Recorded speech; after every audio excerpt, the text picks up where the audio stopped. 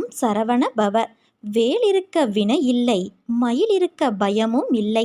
இன்றைய தினம் உன்னால் என்னை பார்க்க முடிந்தால் நாளையே நீ கேட்டது உனக்கு கிடைக்கும். உனக்கு உரியதை நான் தர காத்திருக்கும் போது எதையும் தேடிக்கொண்டு இருக்காதே குழந்தையே. உனது கோரிக்கைகளை என் செவிகளின் வழியாக நான் கேட்டுக்கொண்டே இருக்கின்றேன். உனக்காகவே அவதரித்தவன் நான். உன்னை அழகுபடுத்தி வாழ்க்கை என்னும் புத்தகத்தில் நுழைத்து அதை பக்குவமாக கையாள வைத்திருக்கின்றேன். காயங்கள் இல்லாமலும் வலிகள் இல்லாமலும் வாழ்க்கையை கையாள முடியுமா? பொறுமை, சகிப்புத்தன்மை வேண்டும். அகங்காரம், அகந்தை இவைகளை தவிர்க்க வேண்டும். அதன் பிறகு எல்லாம் உன்னால் முடியும். வாழ்க்கை சக்கரத்தில் அனைத்தையும் எதிர்த்து சந்திக்க நீ தயாராக இருப்பாய். வாழ்க்கையில் வருவது அத்தனையும் நிரந்தரமில்லை குழந்தையே. அனைத்தும் மாயை. ஒரு நாள் உனக்கு, இன்னொரு நாள் வேறு ஒருவருக்கு. அதனால் கவலைப்படாமல் மகிழ்ச்சியோடு இருக்க பழகிக்கொள். உன் கோரிக்கைகள் எதுவாக இருந்தாலும் அதை கண்டிப்பாக நான் நிறைவேற்றி தருவேன். கர்ம வினைகள் உன்னை விட்டு விலகப் போகிறது. கடன் தொல்லைகள் விலகப் போகிறது. வர வேண்டியது வந்து சேரும். நீ எதற்காக காத்திருந்தாயோ அது விரைவில் நிறைவேறும். நீ விரும்பிய வாழ்க்கை, விரும்பிய வேலை இவை அத்தனையும் என் பரிபூரண ஆசீர்வாதத்தோடு உனக்கு கிடைக்கப் போகிறது குழந்தையே.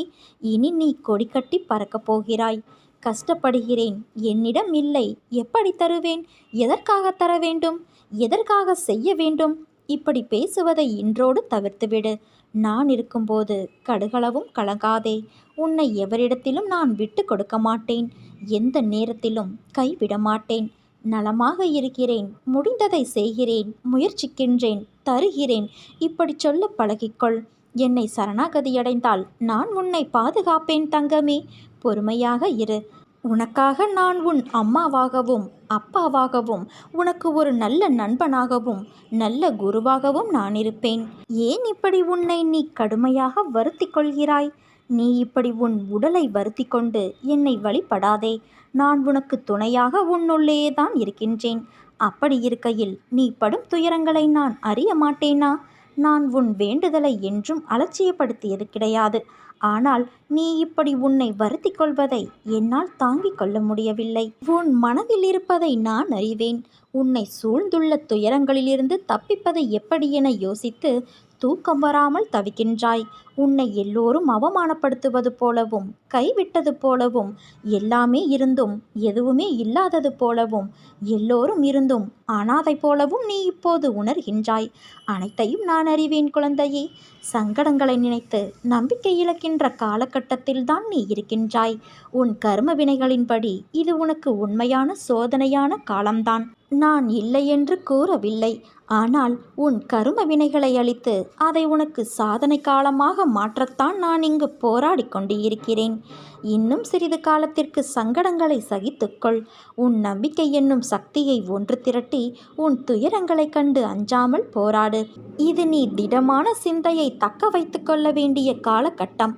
என் நாமத்தை நீ உச்சரித்து கொண்டே இரு என் குழந்தையே. எல்லாம் கூடிய விரைவில் மாற்றியமைக்க உனக்கு துணையாக நான் இருக்கிறேன். நம்பிக்கையோடு இரு, நல்லதே நடக்கும். நீ வேண்டியது அனைத்தும் நாளை உன் கையில் கிடைக்கும். அதற்கு நான் உன்னை ஆசிர்வதிக்கின்றேன். எல்லா வகையிலும் நான் உனக்கு உதவியாக இருப்பேன் குழந்தையே. கவலைகளை விடு, சந்தோஷமாக இரு. நீண்ட நாட்களாக தீராத ஒரு பிரச்சனையை நான் தீர்த்து வைக்கப் போகிறேன். உனது செயல்கள் நல்லதாகவும் உன் நடத்தை சரியாகவும் இருந்தால் உன் அனைத்து விஷயங்களையும் நானே உடனிருந்து கவனித்துக் கொள்வேன். இந்த உலகம் இன்னும் உன்னை போல மாறவில்லையே என்று அடிக்கடி நினைத்து கொள்கிறேன். எத்தனை கவலைகளையும் கஷ்டங்களையும் நீ தைரியமாக சந்தித்து அனைத்திலும் வெற்றி பெற்று வெற்றி கிடைக்காதவற்றில் இதில் எனக்கு விருப்பமில்லை என்று ஒதுக்கி தள்ளி நீ நடந்து வந்த பாதையை நான் திரும்பி பார்க்கின்றேன். பெருமையாகவும் பெருமிதமாகவும் இருக்கிறது. நான் என்றும் எதற்கும் உனக்கு கஷ்டங்களை தந்திர நினைத்தது கிடையாது. அனுபவங்களை தரவே நினைப்பேன். உனக்கு முடியாத போது கை நீட்டி நானே இழுத்து கொள்வேன். நீ எவ்வளவோ சோதனைகளை கடந்து வந்துவிட்டாய். உன் கண்ணீர் துக்கம் எல்லாம் முடிந்துவிட்டது. இந்த மகிழ்ச்சியின் படிகளில் தடம் பதிக்க நீ ஆரம்பித்து இருக்கிறாய் குழந்தையே. நான் உன் கரங்களை பிடித்துள்ளேன். நீ தைரியமாக நம்பிக்கையோடு நட. வெற்றி உனது. கருமங்களை குறைத்து கொள்ள வழி அதை தைரியமாக அனுபவிப்பது மட்டுமே. எப்போதும் என்னை நினைத்து என்மேல் நம்பிக்கை கொண்டு இருந்தால் அதை அனுபவிக்கும் சக்தியை நான் உனக்கு கொடுப்பேன். அது துன்பம் என்ற எண்ணம் உன்னில் ஏற்படாமல் நான் பாதுகாப்பேன். தினம் தினம் எனக்கு ஏன் இப்படி இக்கட்டான சூழ்நிலைகள்? தினசரி தேவைகளை கூட பூர்த்தி செய்ய கடினமான நிலையில் உள்ளேனே என்ற உன் குரல் எனக்கு கேட்கின்றது. உன் நிலையை நான் எப்படி அறியாமல் இருப்பேன்? எப்படி இயற்கையின் பருவநிலை மாற்றமோ எப்படி 4 விதமாக இருக்கிறதோ அதை போலவே மனிதனின் வாழ்க்கையும் ஏற்றம், நடுநிலை, இரக்கம் எல்லாம் இழந்து நிற்கும் காலம் என 4 நிலைகளையும் மனிதன் தன் வாழ்வில் கடந்தாக வேண்டும். இதைத்தான் நம் முன்னோர்கள் இயற்கைத்தான் வாழ்க்கை, இயற்கையால் விதிக்கப்பட்ட எல்லா சூழ்நிலைகளும் மனித வாழ்க்கைக்கும் பொருந்தும் என்பார்கள். அதனால் மனிதனின் வாழ்வு இயற்கையை சார்ந்ததுதான். அதன் சக்கரத்தில்தான் சிறுகோளாய் நாம் பயணிக்கின்றோம். வாழ்க்கை என்பது இயற்கையான வட்டம். அதன் வடிவில் எந்த மாற்றமும் இருக்காது.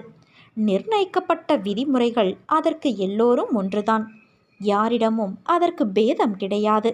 இந்த சூழ்நிலைகளை தனக்கான பாடமாய் எடுத்து எல்லா சூழல்களுக்கும் பழகிக்கொள்ள வேண்டும். அதனால் நீ எதற்கும் பயப்படாதே, கலங்காதே. உன்னில் நிச்சயம் வெற்றி என்ற தீபத்தை நான் ஏற்றுவேன். உன்னை ஏளனமாக பார்த்து நகைத்தவர்கள் முன்னிலையில் கொடியாய் நீ உயர்ந்து நிற்கப் போகிறாய். உன்னை தாங்கும் கம்பாக நான் இருக்கின்றேன். என் உயிராய் நீ இருக்கின்றாய். என்றும் நாம் இருவரும் தாயையும் பிள்ளையையும் போல இருப்போம். என் பரிபூரண அருளும் ஆசிர்வாதமும் அன்பும் எப்போதும் உனக்கு உண்டு என் குழந்தையே. நம்பிக்கையோடு இரு, நல்லதே நடக்கும். உன் வாழ்வை கலங்கடித்த அந்த மிகப்பெரிய பிரச்சனைக்கு முடிவு என்னிடம் இருந்தே உனக்கு கிடைக்கும். இந்த முறை நீ என் சன்னதிக்கு வரும்போது நீ விரும்பிய வரத்தை நான் உனக்கு அளிப்பேன். அந்த பிரச்சனைகளை என் நாமத்தை சொல்லிக்கொண்டே சமாளித்து முடித்து விட்டாய். அந்த வினைகளை நேர்மறையாக நீ கடக்க முயற்சி செய்ததன் விளைவாக அந்த பிரச்சனை சம்பந்தமாக நீ வேண்டிய வரத்தை நான் உனக்கு வழங்கப் போகிறேன் குழந்தையே. உன்னை தேற்றுவதற்காக நான் 1000 முறை சமாதானம் கூறினேன். இதற்கு பிறகும் நான் கூறுவேன். ஆனால் நீயோ உன் மனதில் சுமையை இறக்கி வைக்கின்றாய். அதே சமயத்தில் சிறிது நேரத்தில் அதையே மீண்டும் சுமக்கின்றாய். மீண்டும் புலம்புகிறாய். ஏன், நான் பார்த்து கொள்ள மாட்டேனா? என் மீது உனக்கு நம்பிக்கை இல்லையா? உனக்கான அனைத்தையும் நான் சரி செய்து வருகிறேன். நீ என் மீது நிறைய அன்பு வைத்துள்ளாய். அது எனக்கு தெரியும். நீ ஜென்ம ஜென்மமாய் என்னுடைய உயிராய் இருக்கும் குழந்தை. உன்னை சரி செய்வது என்னுடைய பொறுப்பு. உன்னை ஒருபோதும் நான் வேதனைப்படுத்த மாட்டேன் குழந்தையே. உனக்கு இன்றைய நாள் வரை நண்பர்கள் காயப்படுத்தி இருப்பதை மட்டும்தானே நீ அறிவாய். ஆனால் உண்மையான நோக்கம் உன்னை காயப்படுத்துவதல்ல. அவர்கள் உன் அன்பை ஒரு பொருட்டாக கூட மதிக்கவில்லை. உன்னை கேலி பொருளாக மற்றவர்களிடம் சிரித்து உன் அன்பை அலட்சியப்படுத்திய வழி அது. நீ உரிமையாய் கோபம் கொண்டதை அவர்கள் சித்தரித்து சொன்ன விதத்தால் அவர்கள் முன் நீ கோபம் கொண்டவர்களாக தெரிய வைத்து உன் பெயரையே கெடுத்தார்கள். புது நண்பர்கள் அறிமுகத்தால் உன்னை அலட்சியம் செய்து பேச வைத்தார்கள். எதற்கு என்று அமைதியாக இருந்தாலும் உன்னை விடாமல் காயப்படுத்தி பதம் பார்க்கிறார்கள். அவர்கள் நம்பிக்கைக்கு உரியவர்கள் அல்ல என்பதற்காகத்தான் உனக்கு அதை பற்றிய விஷயங்களை புரிய வைத்து அவர்களிடமிருந்து உன்னை நான் விலக்கினேன். இனிமேல் எல்லாம் நல்ல நேரம்தான். உனக்கு அவர்களிடம் இப்படி பேசாமல் இருக்கிறோமே சரியா என்றுதானே யோசிக்கிறாய்? சரிதான். உனக்கு இந்த அமைதித்தான் நிம்மதி தரக்கூடியது. நீ போகும் பாதையை நான் வழி காட்டுகிறேன். அதனால் இது சரியா என்று யோசிக்காதே. நான் துணை நின்று பாதுகாப்பேன். ஏனென்றால் நீ என் உயிரான குழந்தை. நீ என் பரிபூரண அருளும் ஆசிர்வாதமும் அன்பும் பெற்ற என் செல்ல குழந்தை நீ. என் திட்டம் எப்பொழுதுமே சிறந்தது. சில சமயங்களில் செயல்படுத்தும் முறை தாமதமாகவும் வேதனையாகவும் இருக்கலாம். ஆனால் நான் மௌனமாக இருக்கும்போதும் நீ காத்திருக்கும் போதும் நான் உனக்காக சிறந்த சூழ்நிலைகளை தயார் செய்து கொண்டு இருக்கிறேன். அதை எப்போதும் நீ நினைவில் கொள்.